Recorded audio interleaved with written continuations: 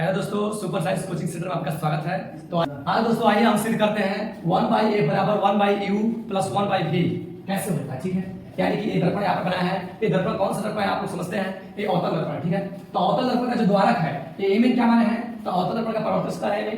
ठीक है, इसमें जो p बिंदु है वो ध्रुव है और जो c है वो केंद्र है, इस दर्पण का केंद्र है, गोलीय दर्पण का केंद्र है।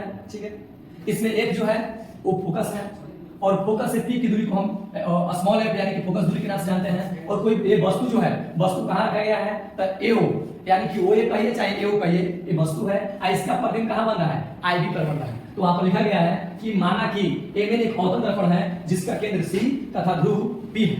इसमें U वस्तु दूरी है और क्या A फोकस दूरी है तथा V जो है प्रतिबिंब दूरी है। तो आइए हम सिद्ध करते हैं कैसे होता है। चलिए सबसे पहले दोस्तों त्रिभुज को समरूप करते हैं। सबसे पहले हमको इस त्रिभुज को समरूप करना होगा, ये वाला ये। ठीक है, क्योंकि ये लाना है 1/a लाना है, तो सबसे पहले हम चलते हैं इस त्रिभुज में AOC में और क्या BIC। ठीक है, तो चलिए चलते हैं त्रिभुज हल करते हैं, सिद्ध करते हैं। ठीक है, त्रिभुज AOC तथा त्रिभुज BIC। यहाँ पर क्या है, कोण कोण AOC, कोण AOC बराबर कोण CBI इक्वल टू 90 डिग्री। ठीक है, अब इसके बाद क्या करेंगे कि शीर्षाभिमुख कोण, देखिए शीर्षाभिमुख से ये वाला कोण और ये वाला कोण बराबर हो जाएंगे। यानी कहने का मतलब यह है कि कोण ACO, यहाँ पर C है, ACO बराबर कोण BCI किस कोण से, किस नियम से, शीर्षाभिमुख के नियम से, शीर्षाभिमुख कोण से। ठीक है, तो अब यहाँ पर क्या होगा, जब दो एंगल त्रिभुज में दो एंगल बराबर हो तो हम कह सकते हैं कि त्रिभुज AOC समरूप त्रिभुज BIC किस नियम से, AX से। ठीक, तो अब यहां पर क्या कर सकते हैं, भुजाएं समानुपातिक होती है, तो भुजाएं समानुपातिक करते हैं। चलिए देखिए इसमें क्या है कि A से लेकर O तक यानी कि AO बटा में IB या BI। ठीक है, उसी प्रकार OC बटा में CB या BC। ठीक, समीकरण 1। अब त्रिभुज, अरे त्रिभुज किस त्रिभुज चल रहा है, त्रिभुज AQP डैश तथा त्रिभुज BIA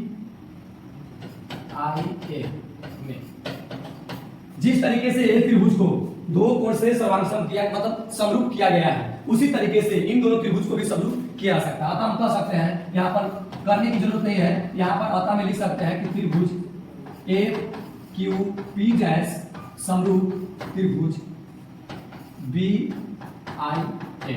ठीक है, जब ये समरूप हो गया तो क्या हो जाएगी, कभी भुजाएं समानुपाती होगी, वो कैसे होगा, तो देखिए हम यहाँ पर QP डैश बटा में IB। ठीक है, उसी प्रकार यहाँ पर FP डैश यानी कि FP डैश बटा में FB समीकरण 2। अब यहां पर देखिए एक चीज देखना है कि जो QP डैश है, QP डैश जो है एक हिसाब से, QP डैश जो है एक हिसाब से AO हो सकता है। कैसे, क्योंकि जितना लंबा A होगा, जितना लंबा QP डैश होगा उतना ही लंबा AO होगा। ठीक है, तो यहां पर लिख सकते हैं QP डैश इक्वल टू कितना, AO। तो हम ऐसे भी कर सकते हैं AO बटा में IB। और यहाँ पर देखिए FP है ना, तो FP डैश है, यहाँ P डैश है। अब सोचिए P डैश अगर P के अत्यंत निकट हो, यानी कहने का मतलब यह है P डैश P हो, तो उस कंडीशन में क्या होगा, उस कंडीशन में जो FP डैश है वहां पर हो जाएगा FP। ठीक है, और क्या लगा, जो FB है, FB का FP ही होगा, और एक क्या समीकरण 2, और समीकरण 2 मुख्य रूप से हो जाएगा। ठीक है, या ऐसे भी कर सकते हैं, समीकरण 3 भी रख सकते हैं, कोई दिक्कत नहीं है, समीकरण 3 भी इसको नाम रख सकते हैं, समीकरण 3। ठीक है, अब आइए समीकरण देखिए, यहाँ पर क्या निकला है कि अब जो समीकरण 1 प्राप्त है, ये समीकरण 1 में और समीकरण 3 में अगर तुलना किया जाए, सोचिए कि समीकरण 1 क्या है, AO बटा में IB, OC बटा में BC। अब समीकरण 3 कितना है, AO बटा में IB, AB बटा में FB, FB बटा में FB, ठीक है। यानी कहने का मतलब अगर देखा जाए तो इन दोनों समीकरण में क्या इक्वल है, ये वाला जो पार्ट है, ये वाला जो पार्ट है, ये दोनों इक्वल है। तो इक्वल पार्ट तुलना के बाद ये खत्म हो जाते हैं, ठीक है। तो यहाँ पर कहने का मतलब यह है कि AO बटा में IB, AO बटा में IB, AO बटा में IB, AO बटा में IB खत्म हो जाएगा और इसका ये जो भाग है, ये भाग इसके बराबर हो जाएगा। तो यहाँ पर इसके बाद लिखेंगे, क्या लिखेंगे, समीकरण 1 तथा समीकरण 3 से तुलना करने पर,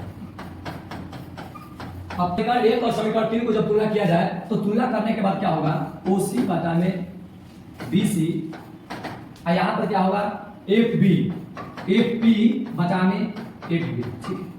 समीकरण 4 का, अब समीकरण 4 में देखिए समीकरण 4 कैसे बना हुआ है, इसको भी हम समझ सकते हैं कि समीकरण 4 देखिए OC है तो OC को हम ऐसे लिख सकते हैं, देखिए OC जो है, OC कैसे बना हुआ है, O से लेकर P तक की दूरी, यानी कि O से P तक की दूरी में अगर C से P तक की दूरी घटा दी जाए तो OC निकल जाएगा। अर्थात हम ऐसे कर सकते हैं, जो OC लिखे हैं उसके जगह पर हम ऐसे लिख सकते हैं OP minus CP, OP minus CP। अगर सोचिए कि आपको OC निकालना है तो OP माइनस CP करिएगा तो OC निकल जाएगा। वैसे ही आए BC पर, BC कैसे निकलेगा, तो BC कहां से कहां तक है, तो B से लेकर C तक है, ठीक है। B से लेकर अगर जूम किया जाए इसको तो B से लेकर C तक भी दूरी है, तो हम ऐसे भी कर सकते हैं कि C से CP में से, C से लेकर P तक दूरी को CP कहते हैं और CP में से BP घटाएंगे तो आपका BC निकल जाएगा, ठीक है। तो अब चलिए हम निकालते हैं BC। तो BC कैसे निकलेगा, तो BC निकालने के लिए CP में से BP घटा दीजिए, ठीक है। CP में से क्या करना है, BP घटाना है, CP में से BP घटाएंगे।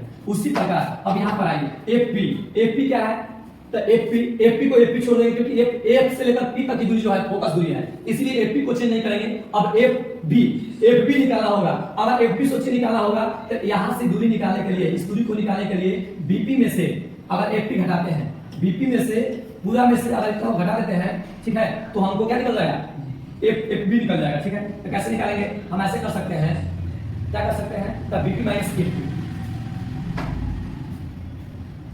FP की FP छोड़ देंगे और यहाँ पर FP कैसे बना है, FB कैसे बना है, BP माइनस FP, ठीक है। अब यहाँ पर हो गया समीकरण 5। हाँ, अब समीकरण 5 में मान रखेंगे, कैसे मान रखेंगे आइए समझते हैं। तो देखिए OP जो है, यहाँ पर डायरेक्ट चिन्ह परिपाटी लेते हैं,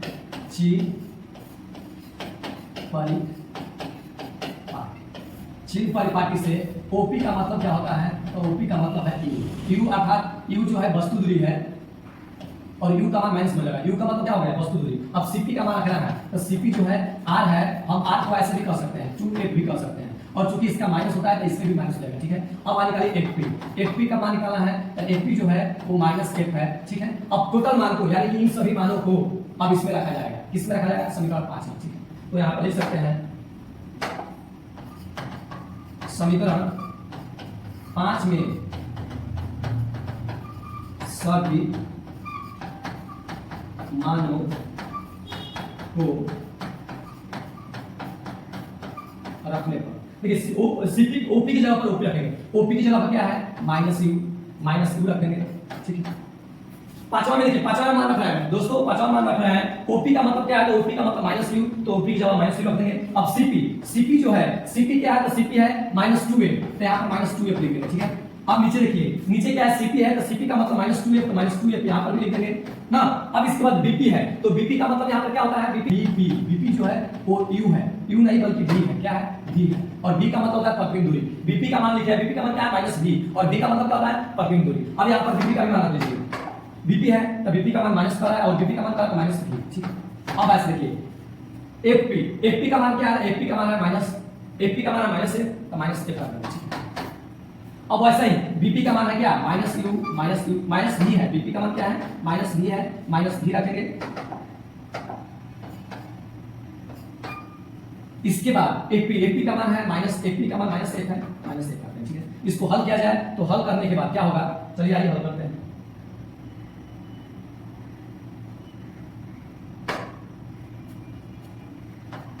माइनस यू के minus you plus 2f minus 2f के माइनस 2f प्लस v, इधर क्या होगा माइनस f के माइनस f, इधर क्या होगा minus v plus f।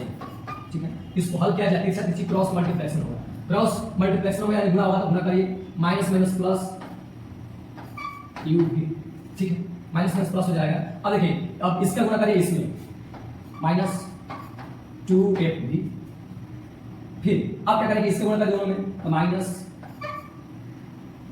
Minus f u, इसका गुणा करिए इसमें plus 2f square.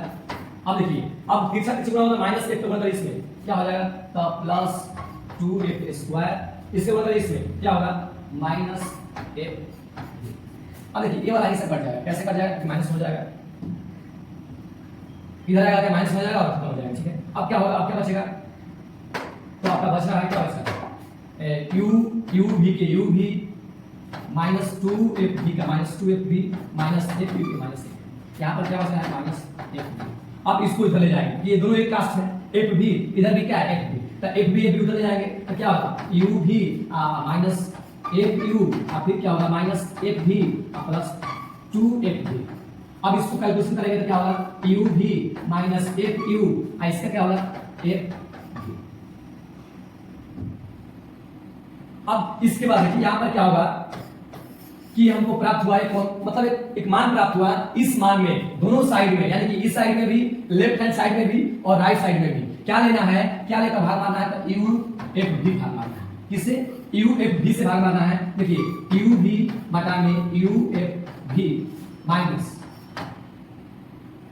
f u बटा में u f v, इधर देखिए f v के f v बटा में u f v, ये दोनों कट जाएगा कोई दिक्कत।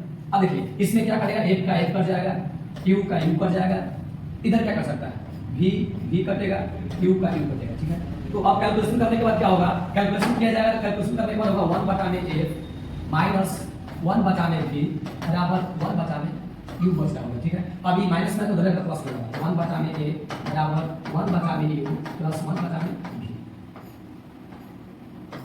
यानी कि हमको प्राप्त हो गया जो सूत्र चाहिए वो सूत्र प्रूव हो गया। ठीक है, इतना ही, जय हिंद।